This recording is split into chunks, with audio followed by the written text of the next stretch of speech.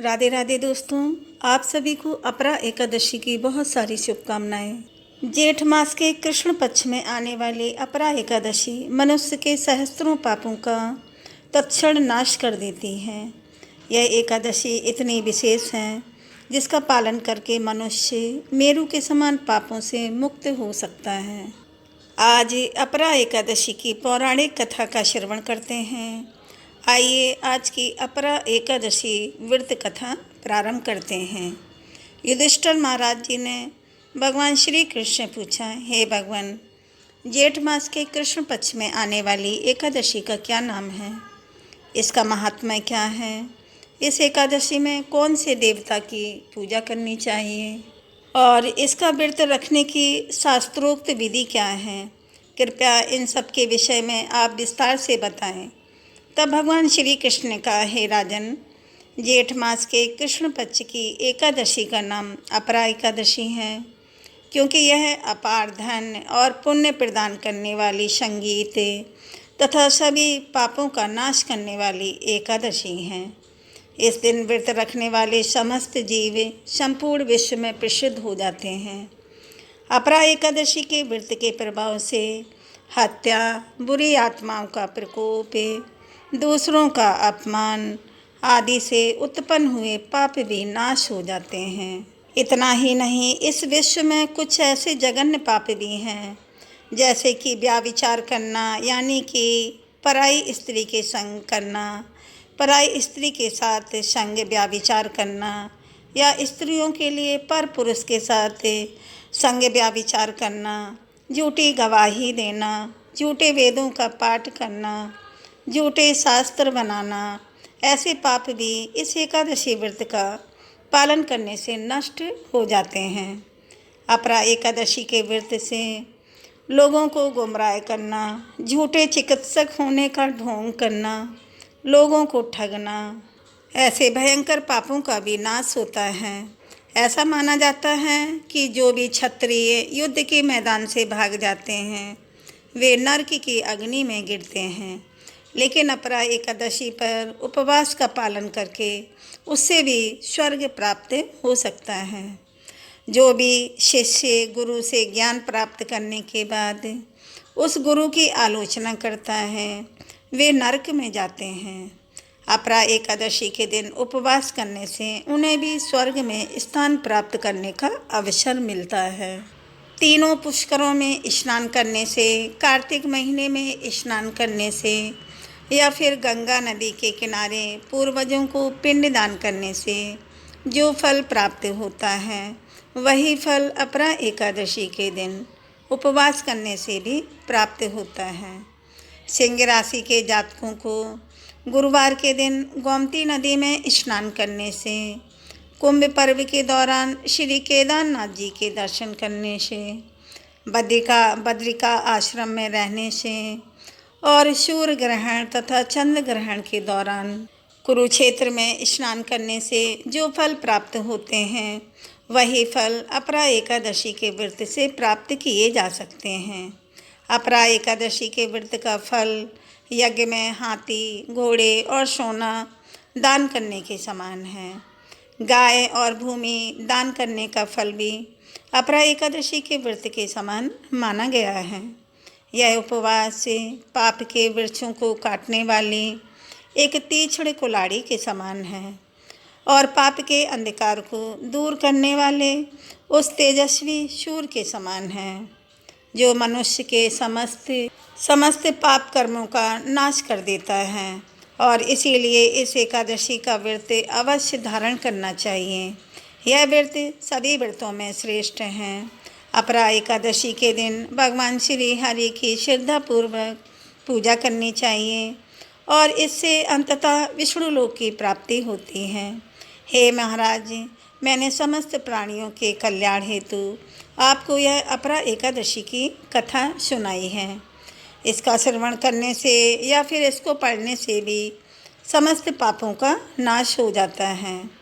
अगर एक छोटी सी गलती से आपकी एकादशी का पूरा फल कम हो जाए तो और ऐसा ना हो, इसीलिए हर एकादशी को करें व्रत। बिल्कुल सही तरीके से 24 एकादशियों की संपूर्ण कथा विधि पारण का समय पर ही पारण करें और पद्म पुराण के आधार पर लिखी गई एकादशी संपूर्ण को कथा अवश्य सुने। अभी भगवान श्री कृष्ण की एक पौराणिक कथा सुनते हैं। भगवान श्री कृष्ण द्वारा कंस का वध करने के बाद मथुरा में चारों ओर शांति फैल चुकी थी। भगवान श्री कृष्ण ने अपने माता पिता वासुदेव और माता देवकी को कारागार से मुक्त करवाया। उन्होंने कंस के पिता महाराज उग्रसेन को भी कारागार से मुक्त करवाया और उसके बाद उन्होंने उनका राज्य अभिषेक किया। अब फिर एक बार संपूर्ण मथुरा मंडल के राजा महाराजा उग्रसेन बन चुके थे। कुछ समय बाद कृष्ण और बलराम का उपनयन संस्कार हुआ और उन्हें अभ्यास हेतु गुरु के आश्रम में भेजा गया। वैदिक संस्कारों का पालन करते हुए स्वयं भगवान श्री कृष्ण और बलराम जी संदीपनी मुनि के आश्रम में अभ्यास हेतु गए। वहाँ पर उन्होंने अनेक प्रकार की विद्याएं और कलाएं आत्मसात की। हालांकि भगवान को इस सब चीज़ों की आवश्यकता नहीं होती है, क्योंकि वे स्वयं इन चीज़ों के स्रोत हैं, इन सभी चीज़ों के स्रोत हैं। फिर भी मनुष्य को शिक्षा देने के लिए जब वे धरती पर आते हैं तो वे भी उन सभी वैदिक नियमों का पालन करते हैं जो आदर्श रूप से मनुष्य को करना चाहिए।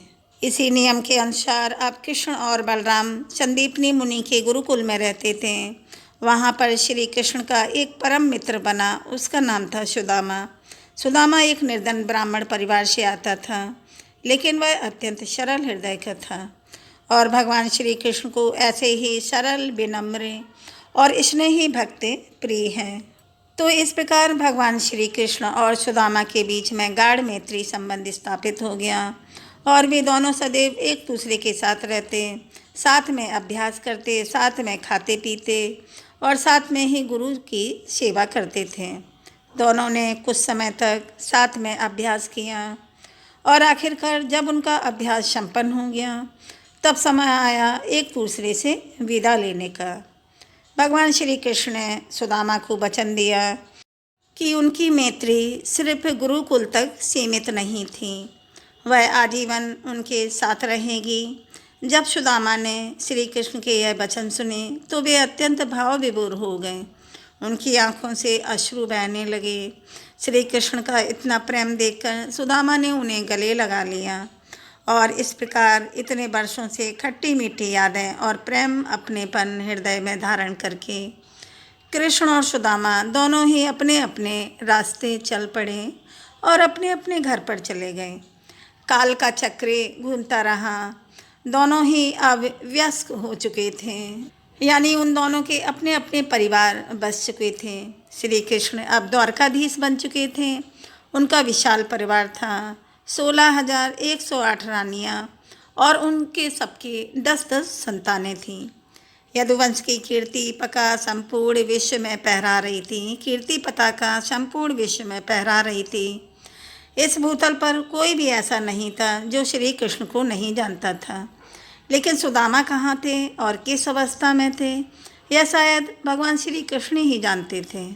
अभ्यास पूर्ण होने के बाद सुदामा वापस अपने घर आ गए थे।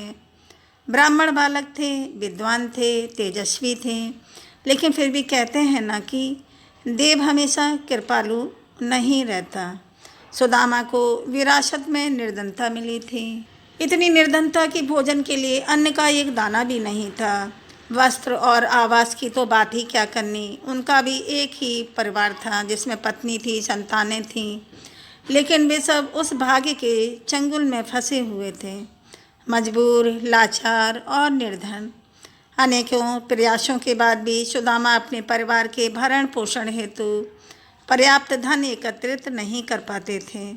समय बहुत बदल चुका था, लेकिन एक चीज़ जो अभी भी नहीं बदली थी वो था सुदामा का श्री कृष्ण के अति प्रेम। वे जानते थे कि कृष्ण अब द्वारकाधीश बन चुके हैं, संपूर्ण ऐश्वर्यों के स्वामी, लेकिन उनके लिए वे मात्र उनके सखा थे। उनके जीवन का एक भी क्षण ऐसा नहीं था जब वे अपने परम मित्र श्री कृष्ण को याद न करते हों।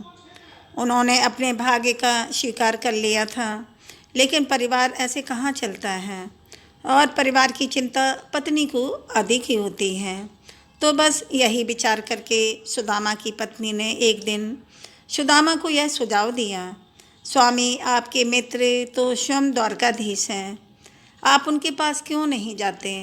अगर आप उनसे बात करेंगे, प्रार्थना करेंगे, याचना करेंगे तो वे अवश्य हमारी निर्धनता से हमें मुक्ति करवा सकते हैं, हमारी दरिद्रता समाप्त हो सकती है। यह सुनकर सुदामा ने कहा, हे प्रिय, क्या मैं अपने मित्र के पास धन मांगने के लिए जाऊं? क्या मैं इतना निम्न हो चुका हूँ? क्या मैं इतना गिर चुका हूँ? तब उनकी पत्नी ने कहा, नहीं स्वामी, यहाँ पर बात निम्नता की नहीं है, अपितु परिवार को बचाने के लिए उसके संरक्षण हेतु सहायता की है। आप ब्राह्मण हैं, वे राजा हैं, इस नाते से भी आप उनके पास दान मांगने के लिए जा सकते हैं। सुदामा ने फिर से प्रश्न किया, लेकिन मैं अपने मित्र के पास जाकर कैसे कुछ मांग सकता हूँ? तो उनकी चतुर पत्नी ने उत्तर दिया, अगर आप अपने मित्र से नहीं कहेंगे तो और किनसे मांगेंगे? अब सुदामा के पास कोई उत्तर नहीं था, सर पर पारिवारिक जिम्मेदारी थी।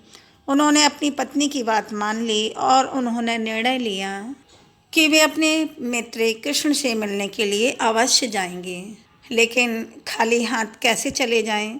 किसी के पास अगर जाना है तो कुछ न कुछ लेकर जाना चाहिए, और उनके घर में ऐसा कुछ भी नहीं था जो वे श्री कृष्ण को दे सकें। इसका भी समाधान सुदामा की पत्नी के पास था। वे साथ वाले घर में गईं और वहाँ से कुछ सूखे चावल तांदू लेकर आईं। सूखे चावल तांदू लेकर आईं और उसे एक छोटे से कपड़े में लपेटा और सुदामा के हाथ में थमा दिया और उनसे कहा, यह लीजिए स्वामी, आप अपने मित्र को इसे उपहार में दे दीजिए। सुदामा 2 क्षण तक सोचते रहे, संपूर्ण ऐश्वर्यों के स्वामी द्वारकाधीश कृष्ण को मैं यह सूखे चावल कैसे दूंगा, और सूखे चावल दूंगा। फिर दूसरा विचार आया, लेकिन और कुछ भी है नहीं तो मेरे पास और क्या ही दे सकता हूँ मैं। ठीक है, जैसी प्रभु की इच्छा। इस प्रकार सोचते हुए अपने परम मित्र श्री कृष्ण को याद करते हुए वो चल पड़े द्वारका की ओर। उनके घर से द्वारका का मार्ग लंबा था। मार्ग पर अनेक पत्थर, कंकर और कांटे थे, लेकिन उनके हृदय में श्री कृष्ण की यादें और उनका प्रेम था। इसीलिए वह यात्रा कब पूर्ण हो गई पता ही नहीं चला।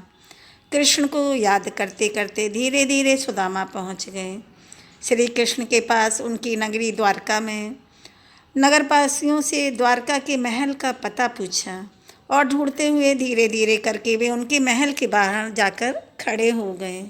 बाहर में द्वारपाल खड़े थे। द्वारपालों से जाकर सुदामा ने विनती करते हुए कहा, हे द्वारपालों, मैं श्री कृष्ण का मित्र हूँ, जाओ अंदर जाकर श्री कृष्ण से कहो कि उनका मित्र, उनका सखा सुदामा ब्राह्मण आया है। यह सुनकर द्वारपाल हंसने लगे। उन्होंने कहा, अरे ओ ब्राह्मण, यह द्वारकाधीश का महल है और तुम निर्धन, फटे पुराने कपड़ों में आए हुए ब्राह्मण उनके सखा कैसे हो सकते हो?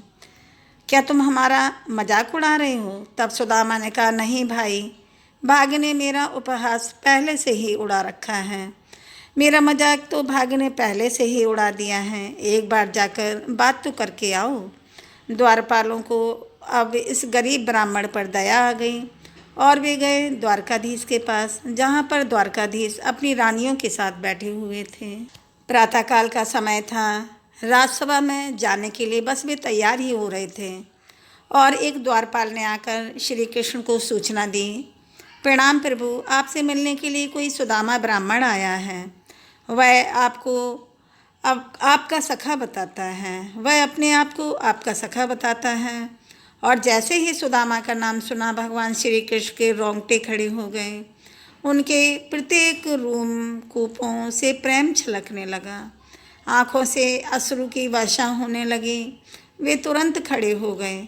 महारानी रुक्मणी के हाथ में उनका मुकुट था। वह वैसे की वैसे ही थमा रह गया। भगवान का अंग वस्त्र नीचे गिर गया। खुले पैर भगवान दौड़ पड़े अपने मित्र सुदामा को लेने के लिए। मार्ग में उनका पीताम्बर कहीं पैरों में फंस रहा था तो कहीं वे टकरा रहे थे द्वार के पास। लेकिन कृष्ण को कहाँ सुध-बुध थी। उन्हें तो केवल एक ही शब्द कान में गुंजायमान हो रहा था, वो था सुदामा। मेरा सुदामा आया है, मेरा परम मित्र सुदामा आया है, मेरा परम मित्र सुदामा आया है। बस यह सोचते हुए भगवान भागे जा रहे थे, मानो कोई अमूल्य संपत्ति उन्हें मिल गई थी। महल की रानियां उन्हें देखकर अत्यंत आश्चर्यचकित रह गईं। आज तक उन्होंने कभी अर्जुन के लिए या द्रौपदी के लिए भी भगवान को ऐसे दौड़ते हुए नहीं देखा था। तो फिर आज कौन सा विशेष मित्र आया है, कौन सा अतिथि आया था, जिसके लिए भगवान ने पैरों में चप्पल ना पहने हुए भी, पूरे वस्त्र भी नहीं पहने और इस प्रकार पागलों की भांति भागे जा रहे थे। यह सब देखकर रानियां भी यह जानने के लिए उत्सुक हो गईं कि आखिर कौन सा मित्र आया है, और वह भी बिना खबर किए। जब तक रानियां सोच रही थीं तब तक भगवान पहुंच चुके थे उनके महल के द्वार तक, जहां पर एक बूढ़ा सा ब्राह्मण खड़ा था। उसके कपड़े फटे हुए थे, पैरों में कांटे चुभे हुए थे, उसमें से खून निकल रहा था। उसके एक हाथ में लकड़ी थी, लेकिन आंखों में आंसुओं के साथ कृष्ण के लिए भर भर के प्रेम था, और वह था कृष्ण का प्रिय मित्र सुदामा। भगवान उसे देखते ही रह गए और जाकर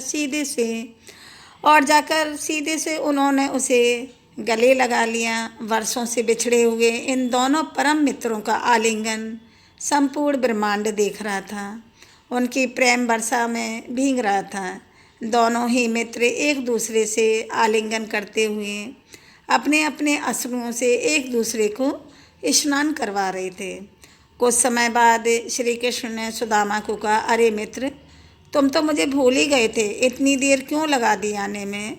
सुदामा कुछ बोल नहीं पाए। क्या बोलते हैं। संपूर्ण विश्व के स्वामी लक्ष्मी देवी जिनकी सेवा करती हैं, वो मुझ जैसे एक निर्धन गरीब ब्राह्मण से मिलने के बाद ऐसा प्रश्न पूछ रहे हैं, मानो वह मेरी ही प्रतीक्षा कर रहे थे।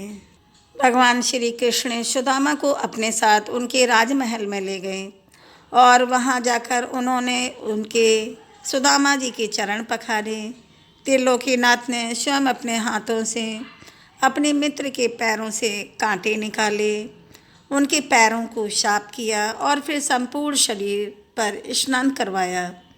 सुगंधित जल से चंदन से लेप किया और जहाँ जहाँ भी घाव थे वहाँ पर औषधि लगाई।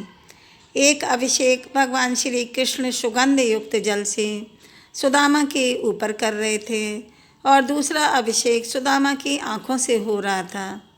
स्नान इत्यादि संपन्न करके नए वस्त्र परिधान करवा के भगवान कृष्ण सुदामा को हाथ पकड़ कर लेकर आए। भोजनशाला में अपने पास बिठाया और रानियों को आदेश दिया कि 56 प्रकार के व्यंजन लाए जाएं। उनके आदेश का पालन हुआ, भोजन की व्यवस्था हुई और अब दोनों मित्र भोजन करने के लिए बैठे थे। लेकिन भगवान को भूख कहाँ थी। वह तो आज खिलाना चाहते थे अपने मित्र को। बरसों बाद मिले हुए इस अवसर को वे जाने नहीं देना चाहते थे और इसीलिए भगवान ने एक के बाद एक कौर उठाए और अपने मित्र को खिलाने लगे। सुदामा की आंखों से हो रही अश्रु वर्षा अभी भी बंद नहीं हुई थी। वे समझ नहीं पा रहे थे कि जगत के नाथ स्वामी होकर भी मुझ जैसे तुच्छ ब्राह्मण के लिए उनका इतना प्रेम अपार कारण करुणा कैसे। आखिर मैंने क्या किया उनके लिए। सिर्फ याद ही तो करता था मैं उनको, लेकिन भगवान के लिए इतना ही काफ़ी था। एक के बाद एक अनेक प्रकार के व्यंजन भगवान ने सुदामा को खिलाए अपने हाथों से और सुदामा ने अपने हाथों से भगवान कृष्ण को खिलाया। आज दोनों की भूख भोजन खा के नहीं मिटी थी, बल्कि एक दूसरे को खाना खिला के ही मिटी थी। दोनों एक दूसरे को भोजन खिलाए और इस प्रकार दोनों मित्रों का आदान प्रदान चलता रहा। अंतापुर की सभी रानियां आश्चर्य से यह देखती रहीं। भोजन समाप्त हो जाने के बाद भगवान ने सुदामा को विश्राम करने के लिए आवास प्रदान किया। जब सुदामा थोड़ी देर बाद विश्राम करके आए तो दोनों ही मित्र बैठकर बातें करने लगे। गुरुदेव संदीपनी ऋषि की, उनके गुरुकुल के समय की, वहाँ बिताए गए हर क्षण, हर खेल, हर नए पाठ और हर नए दिन की बातें हुई। अच्छी और बुरी, दुखी करने वाली और सुख देने वाली बातें करते करते अचानक भगवान श्री कृष्ण को याद आया और सुदामा को चिढ़ाते हुए उन्होंने प्रश्न किया, अरे सुदामा, तुम खाली हाथ मेरे पास आ गए। बताओ मित्र, मेरे लिए क्या लेकर आए हो। अब बारी थी सुदामा की। वे थोड़ा संकोच करने लगे क्योंकि अभी तक जिस ऐश्वर्य का वे दर्शन कर रहे थे अपने आसपास, उसके सामने उनकी एक मुट्ठी सूखे चावल, इसकी भला क्या कीमत होगी। यही सोचकर सुदामा अपनी लाए हुए उस पोटली को पीछे छुपाने लग गए और तभी भगवान श्री कृष्ण ने उन्हें पकड़ लिया। आखिर भगवान कृष्ण से कोई भी बात कहाँ छुपी रह सकती है। श्री कृष्ण ने देखा कि सुदामा कुछ पीछे छिपा रहे थे। तुरंत उन्होंने पकड़कर उसे बाहर निकाला। कृष्ण ने देखा, अरे वाह, इसमें तो तांदुल हैं, सूखे चावल। सुदामा, क्या तुम मेरे लिए लेकर आए हो। यह कहकर भगवान गदगद हो गए। ऐसा लग रहा था मानो उन्हें कुछ वैकुंठ से कोई बहुत बड़ी संपत्ति मिल गई हो उपहार में। और फिर भगवान प्रतीक्षा कहाँ करने वाले थे। उन्होंने सीधे ही उस एक मुट्ठी चावल में से चावल के कुछ दाने उठाए और उसको ले गए सीधे अपने मुंह में। और इस प्रकार सुदामा के लाए हुए उपहार का भगवान ने अत्यंत प्रेम पूर्वक स्वीकार किया। भगवान कृष्ण की आंखें बंद थीं, लेकिन वास्तव में वे सुदामा के भाग्य को खोल रहे थे। श्री कृष्ण ने अपने वुठ के ऐश्वर्य की संपत्ति, लक्ष्मी, धन धीरे धीरे देना प्रारंभ किया। उसके बाद दूसरी मुट्ठी खाई। भगवान ने देवी रुक्मिणी सामने खड़ी रहकर देख रही थी। भगवान श्री कृष्ण को चावल खाते हुए और अपने वैकुंठ की संपत्ति को जाते हुए। जैसे ही भगवान ने तीसरी मुट्ठी खाने के लिए अपना हाथ उठाया, रुक्मिणी देवी ने हाथ पकड़ लिया और अत्यंत प्रेम से कहा, प्रभु, कुछ हमारे लिए भी छोड़ दीजिए। और भगवान समझ गए कि उन्होंने बचे हुए चावल अपनी रानियों को दे दिए।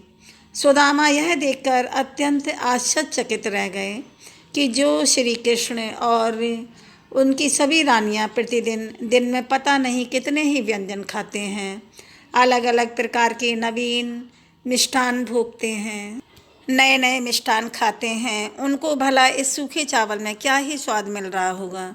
लेकिन यह तो भगवान कृष्ण ही जानते थे कि उसमें जो स्वाद था वो उस द्वारका के किसी भी पकवान में नहीं था, और वो था प्रेम और मित्रता का स्वाद, सच्ची निष्ठा और श्रद्धा का स्वाद। इस प्रकार सुदामा कुछ दिन भगवान कृष्ण के पास ही रह गए।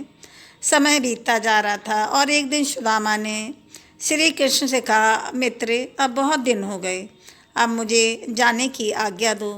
अब मुझे अपने परिवार के पास जाना चाहिए।